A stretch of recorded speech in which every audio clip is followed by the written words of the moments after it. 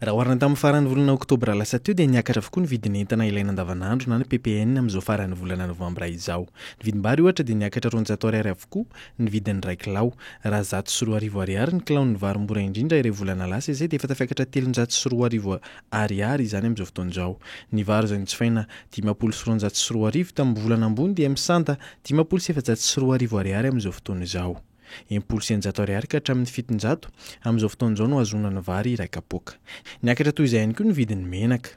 2 ariary ny litatra menaka lafo indrindra amin'izao fotoana izao raha toa ka 707 ariary dia efa nahazona menaka 2 litatra tamin'ny volana oktobra. 9 ariary ny menaka mora indrindra amin'izao fotoana izao raha toa ka 705 ariary izany iray volana lasa izay. Nahitana fiakarany koa ny vidin'ny siramamy.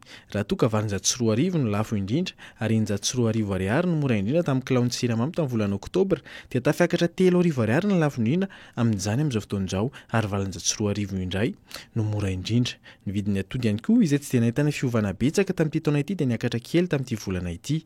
500 sy 500 ariary ny vidin'ny atody amin'izao fotoana izao raha 500 izany tamin'ny volana lasa ary manodidina ny 500 sy 700 foana tamin'ity taona ity. 500 ariary no azona atody mora indrindra amin'izao fotoana izao.